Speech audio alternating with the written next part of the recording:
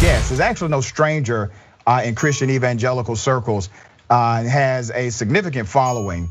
His name is Dr. Voddie Baucham, Dean of Theology, has an extensive educational background, including postgraduate study at the University of Oxford, England. Doc, thank you for being on the program. How are you?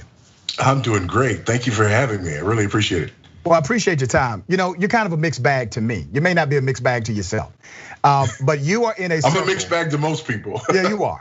You're in a circle of Christian evangelicals, but you also said some things that were quite contrary to Donald Trump. You called him an immoral leader, which, as you know, many of your colleagues in the Christian evangelical faith, they kind of dismiss, not kind of, they did dismiss morality as a prerequisite to leadership as it relates to former President Donald Trump. But there are some things that I would like to discuss with you on the record. Let's start with the social justice movement. I believe that church should be a place that expresses and transforms policy because of its value system. What are your thoughts about the Black Lives Matter movement? Wow, well, that's two very different things. The Black Lives Matter movement is very anti-church, it's very anti-Christian. It's a Marxist organization that was started explicitly as a Marxist organization that had openly anti-family and openly anti-Christian sentiments. Those sentiments had to be removed from their website because people found out about them. So if you're asking me about faith and Black Lives Matter, I would say that the two are mutually exclusive, especially from a Christian perspective. Okay, let me put it to you this way, because I think what you're doing is connecting an organizational structure to the movement structure, and here's where I bring them back together.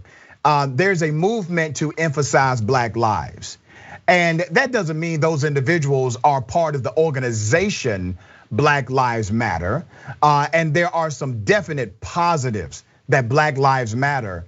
They've been able to work and negotiate with various governments around the country. You mean in order to enrich themselves personally? Is stirring the pot again. A big-ass California mansion bought with fundraiser dollars is not sitting well with many in this country. New York Magazine and the New York Post dropped the organization in the hot grease. They found records showing the nearly $6 million transaction on the house was designed to be kept as a financial secret when it went through last year. The co-founder of Black Lives Matter recorded a video last summer commemorating 1 year since the death of Houstonian George Floyd. As shocking as this may sound, my guests aren't totally blown away by it. Take a look. I wasn't surprised because there were allegations before about several leaders buying high-priced mansions in the LA area, I believe, Atlanta area. So this is something that is not out of the blue. But it is a misstep because I'm not against people making money. But the thing is, when you're an activist and you look at the history of Black America, when you look at Martin Luther King, you look at Malcolm X, they were famously meager in their approach about things. Martin Luther King famously donated winnings from the Nobel Prize back to the movement. Malcolm X lived in a home that was owned by the Nation of Islam. When he left the Nation of Islam, he lost that house. When Martin Luther King passed away, Black celebrities like Harry Belafonte had to pay for his kids to go to college. So we've always seen activists take an approach of kind of like a preacher would take a vow of poverty, a pope or whatever, a Catholic priest. So it's always going to look bad because when you represent the people, you don't want to live high off the hog with that money. People want change with that money. They don't necessarily want lavish buildings. They want the money to go to some programs. So it looks very, very bad. It gives opponents a reason to challenge the Black Lives Matter movement and throw shade at it. So I think that these people need to really reassess what they do with that money and try to put some of it back in the community or more back into the community. Well, let's go ahead and get into it, brother, since you posed the question.